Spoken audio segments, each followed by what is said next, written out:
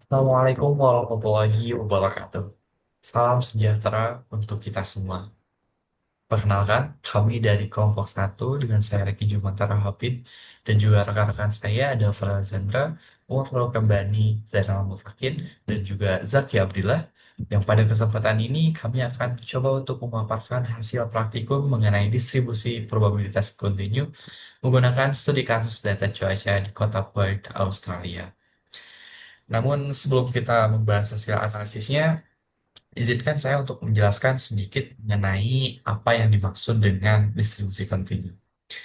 Jadi dalam statistika, data terbagi menjadi dua jenis. Ada data yang sifatnya dihitung, kayak jumlah mahasiswa, dan juga ada data yang sifatnya itu diukur.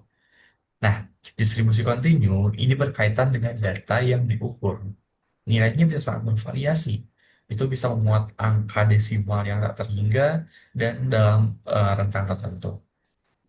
Nah, contoh yang paling nyatanya adalah variabel yang akan kami gunakan dalam praktikum ini, yakni suhu udara dan curah hujan. Tujuan praktikumnya cukup sederhana. Kami hanya ingin menguji apakah pola acak dari suhu dan hujan di alam yang nyata itu bisa dipetakan menggunakan rumus yang baku seperti distribusi normal atau gamma atau eh, rumus-rumus matematika lainnya.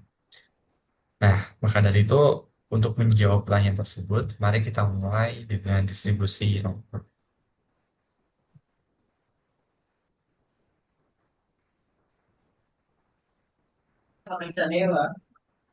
Eh, untuk distribusi normal, di sini terdapat fungsi kepadatan probabilitasnya. Fungsi kepadatan probabilitasnya itu seperti berikut, yaitu fungsi X-nya itu sama dengan 1/standar deviasi akar 2 pi E pangkat min setengah dikali X min rata-rata per standar deviasi kuadrat. Lanjut aja.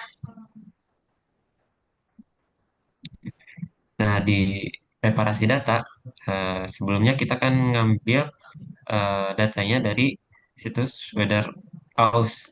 Nah, di sana itu terdapat data-data ya seperti yang tampil pada di sini. Ada date, location, min time, max time, dan lain sebagainya. Nah, sebelumnya itu karena lokasi yang kita pilih itu Perth dan di dalam data aslinya itu terdapat banyak data location. Sebelumnya kita cleansing dan formatting terlebih dahulu agar mendapatkan data yang part saja. Lalu di sini terdapat sebelah kanan terdapat kode untuk mencari min atau rata-ratanya menggunakan fungsi min max temperatur. Eh, di sini rata-ratanya itu jumlah semua nilai dibagi dengan jumlah data yang ada pada max kolom max time dalam data frame. Eh, Lalu untuk standar deviasinya kita menggunakan fungsi STD. Standar deviasi ini nunjukin seberapa besar tersebarnya nilai-nilai data di sekitar rata-rata. Lanjut.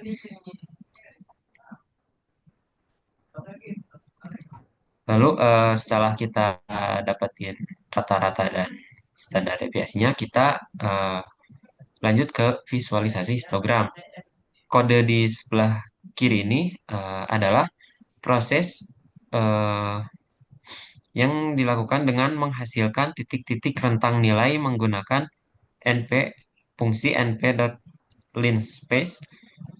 Ini tuh buat ngitung nilai PDF atau probability density function menggunakan norm.pdf dan kemudian menampilkannya di atas histogram. Terdapat gambar histogram di sebelah kanan hasil dari kode di samping. Nah, di sini histogram data max time itu nunjukin sebaran frekuensi suhu maksimum saat dibandingin dengan kurva distribusi normal, terlihat bahwa bentuk histogramnya itu tidak sepenuhnya sesuai dengan bentuk lonceng simetris. Terdapat ada yang lebih tinggi, ada yang kurang. Nah, meskipun ada kemiripan kasar, masih agak mirip, tapi ya sedikit. eh, tapi terdapat perbedaan yang jelas pada distribusi data aktualnya.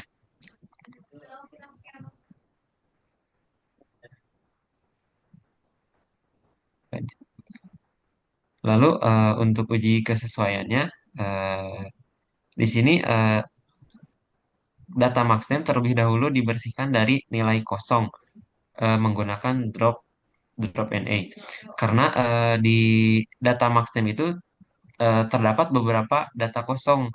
Jadi ketika dijumlahin, jadi tidak sesuai sebagaimana mestinya.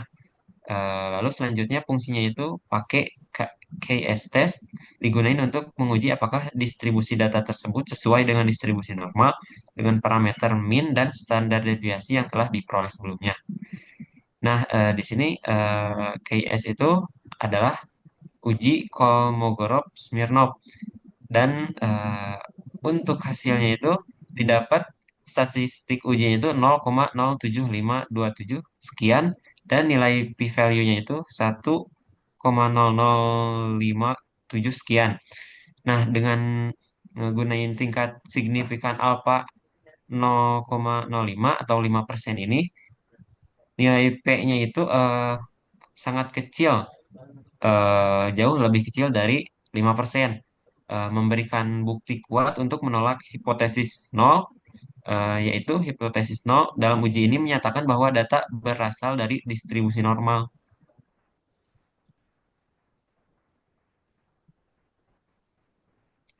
Oke, baik. Berikutnya kita lanjut kepada distribusi eksponensial ya. Mangga lanjut, Mas Reki. Nah, untuk fungsi kepadatan probabilitas dari distribusi eksponensial ini bisa dilihat pada gambar di mana fungsi kepadatan probabilitasnya sama dengan lambda kali E dipangkatkan minus lambda dikali X untuk X lebih besar sama dengan nol. Sementara nilainya nol untuk X kurang dari nol. Nah, di sini yang perlu diperhatikan yaitu lambdanya, yaitu merupakan parameter rate atau laju dari distribusinya, di mana lambdanya itu besar dari nol, dan kemudian lambda ini menunjukkan rata-rata jumlah kejadian yang terjadi per satuan waktu. Begitu. Lanjut.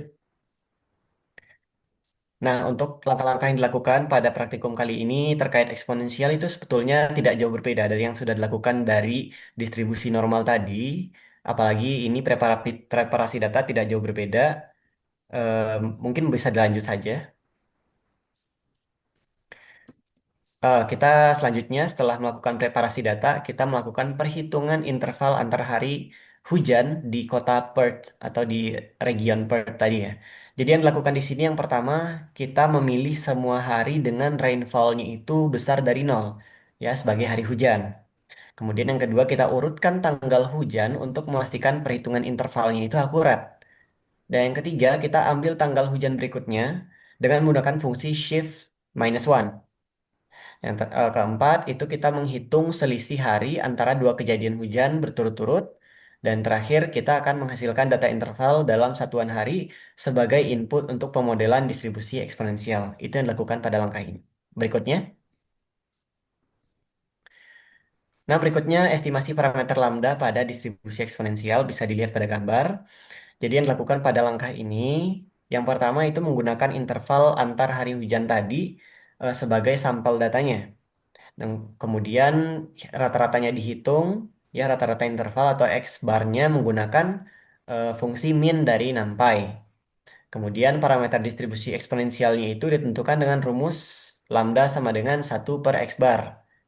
Dan hasil perhitungannya, yang pertama rata-rata intervalnya itu didapat 3,7834 hari. Dan yang kedua lambdanya itu didapatkan sebesar 0,2643. Berikutnya. Nah, di sini kita bisa lihat visualisasi interval hari hujan versus PDF eksponensialnya. Seperti yang bisa dilihat pada gambar, apa yang dilakukan pada tahap ini, kita membuat histogram ternormalisasi dari interval antar hari hujan dengan menggunakan bins integer 1, 2, 3 agar sesuai dengan satuan harinya. Kemudian PDF eksponensial teoritis menggunakan parameter lambda hasil estimasinya. Nah, ini kita bisa eh, terjemahkan ya bahwa yang batang biru yang bisa dilihat pada gambar itu meskipun kecil itu merupakan histogram data yang menunjukkan distribusi frekuensi data aktualnya. Terlihat bahwa frekuensi tertingginya itu berada pada interval hari yang sangat pendek. Ini artinya hujan sering terjadi dalam jarak yang dekat. Nah, kemudian kita bisa lihat juga garis merah itu yang di atas dari batang biru itu merupakan model teoritis yang di-feed ke datanya. Nah, hasil analisisnya dari gambar ini menunjukkan bahwa kurva PDF eksponensial atau garis merah itu terlihat sangat curam di awal dan menurun drastis kemudian. Nah, ini menggambarkan probabilitas tinggi untuk interval pendek. Namun, jika diperhatikan secara lebih detail, pola histogram data tidak sepenuhnya mengikuti bentuk kurva PDF secara konsisten, terutama karena data memiliki ekor yang lebih panjang atau disebut juga dengan heavy tail. Selanjutnya, oke, selanjutnya uji kesesuaian dengan menggunakan KS test seperti yang sudah dijelaskan juga sebelumnya. Jadi langkah-langkahnya tidak jauh berbeda ya. Di sini untuk menilai kesesuaian secara statistik, kita gunakan KS test dengan tingkat signifikansinya yaitu 0,05. Jadi hipotesis nolnya itu data berasal dari distribusi eksponensial. Kemudian kriteria keputusannya kita tolak H0 jika p-value-nya itu kurang dari alfa. Nah, hasilnya di sini KS statistiknya itu 0,4079. Yang kedua itu p-value-nya mendekati 0 ya 0,000 sekian. Nah, interpretasinya apa? Interpretasinya data interval hari hujan ini di kota Perth itu tidak cocok dimodelkan menggunakan distribusi eksponensial. Kenapa? Karena seperti yang diindikasikan pada hasil analisis hasil, itu kejadian hujan di Perth itu kemungkinan memiliki pola musiman. Jadi distribusi eksponensial mengasumsikan laju kejadian lambda yang konstan dan acak. Tetapi pola musiman ini membuat kejadian hujan tidak bersifat acak konstan, sehingga kemudian model eksponensial tidak mampu merepresentasikannya dengan baik. Itu untuk eksponensial. Terima kasih. Baik, selanjutnya adalah distribusi gamma. Lanjut. Nah, ini adalah fungsi kepadatan probabilitas dari distribusi gamma, di mana X adalah variabel acak kontinu. Pada kasus ini adalah akumulasi curah hujan. Lalu fungsi ini ditentukan oleh dua parameter, yaitu parameter shape dan scale. Lanjut. Nah, selanjutnya yang pertama kita lakukan adalah preparasi data dengan cara mengambil data khusus lokasi part, lalu kita urutkan berdasarkan tanggal agar perhitungan akumulasi harian lebih akurat. Kemudian kita isi nilai 0 pada kolom rainfall yang kosong dan hitung total curah hujan setiap 7 hari. Terakhir, dilakukan filter untuk mengecualikan periode dengan akumulasi 7 hari yang bernilai 0. Nah, hasilnya kita mendapatkan 3.879 periode curah hujan positif sebagai sampel untuk nanti digunakan untuk fitting. Nah, selanjutnya dengan metode MLE, pada data sampel kita mendapatkan parameter shape sekitar 0,717 dan scale sekitar 27,25. Nah, nilai shape kurang dari satu ini menunjukkan bentuk distribusi gamma yang asimptotik menurun. Jadi probabilitas tertinggi ada pada curah hujan yang sangat rendah atau gerimis, sementara curah hujan tinggi probabilitasnya rendah. Nah, sedangkan nilai scale yang besar artinya terdapat potensi kejadian ekstrim seperti badai meskipun jarang. Nah, lanjut. Selanjutnya kita visualisasikan histogram berwarna biru adalah data aktualnya, sedangkan garis merah adalah kurva distribusi gamma hasil fitting. Nah, jika dilihat secara visual, model ini terlihat cukup representatif gitu. Namun, selanjutnya kita akan lakukan uji kesesuaian dengan Kolmogorov-Smirnov test. Nah, di mana harolnya adalah data curah hujan kota Perth sama dengan distribusi gamma, alpanya 0,05 dan hasil ujinya menunjukkan p-value yang lebih kecil dari alpha. Nah, sehingga kita menolak H0.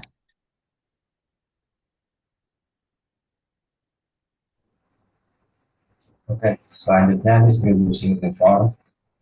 Continue. Jadi ini adalah fungsi untuk mencari apa? Untuk mencari probabilitas interval untuk yang antara interval A sampai B untuk yang setiap peluangnya sama gitu kayak melempar dadu atau mungkin intinya yang peluangnya sama. Jadi di sini fx atau PDF ini adalah tinggi dari grafik kotak. Ini mewakilkan peluangnya ya. Jadi nilainya biasanya satu. Ini memiliki tiga karakteristik utama, yaitu tingginya konstan karena pada PDF uniform pada distribusi uniform kan peluangnya sama, jadi harusnya tingginya juga sama karena ini merupakan densitas kepadatan probabilitas. Kemudian total areanya adalah satu karena peluang itu kan satu itu pasti terjadi ya. Jadi apa mewakili total probabilitasnya. Kemudian kemungkinannya sama karena ini distribusi uniform yang mana setiap peluangnya itu sama kalau uniform itu. Jadi setiap nilai di dalam interval A sampai B kemungkinan yang sama itu memiliki kemungkinan yang sama untuk terjadi. Kemudian probabilitas dulu. Kemudian untuk probabilitas pada setitik tertentu, misalnya P X sama dengan X itu selalu nol. Probabilitas hanya dihitung untuk sebuah interval.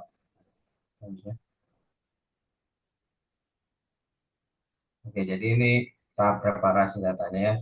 Di sini saya menggunakan library NumPy, kemudian Pandas, Matplotlib, dan Schemage.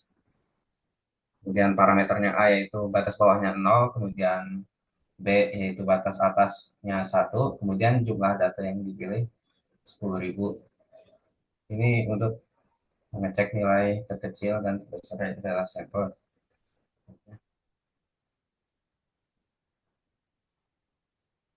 Oke, berikut adalah visualisasi histogram dan kurva PDF. Dapat dilihat yaitu mendekati satu ya rata-ratanya kayak satu gitu, mendekati satu untuk nilainya. Ya, PDF-nya kerapatan nilainya, kerapatan probabilitasnya ini membuat histogram data hasil sampling untuk melihat penyebaran nilai, kemudian tahapannya menghitung PDF distribusi uniform menggunakan stats.uniform.pdf kurung x, log sama dengan data underscore min, scale sama dengan data underscore max kurang data underscore min. Ini untuk menampilkan grafik kombinasi yaitu histogram, kemudian ini ditunjukkan pada kerapatan datanya yang warna biru itu kerapatannya, kemudian kurva PDF teoritis yang garis lurus itu pendataan uangnya, kemudian interpretasi singkat histogram terlihat datar dan mengikuti bentuk PDF yang mana menunjukkan data ini yang di generate tadi datanya mengikuti pola uniform karena memang menggunakan algoritma untuk setiap uangnya sama. Selanjutnya ini uji kesesuaian menggunakan KS test untuk yang uniform. Ini fungsinya stats.kstest buka kurung data, uniform dengan argumen args sama dengan data underscore min, data underscore max kurang data underscore min, jaraknya ya panjangnya. Ini akan menghasilkan output nilai statistik ya, kemudian p-value.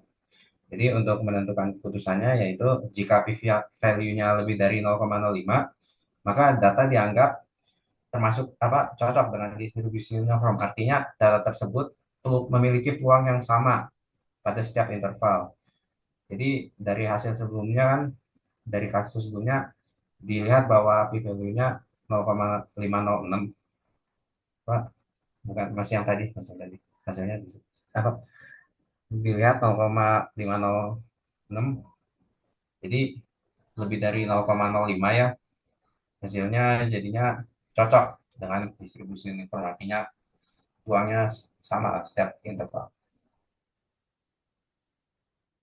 Berdasarkan hasil eksperimen yang telah dilakukan terhadap 4 jenis distribusi tadi, kami menemukan sebuah fenomena yang menarik terkait hubungan antara visualisasi data dan uji statistiknya.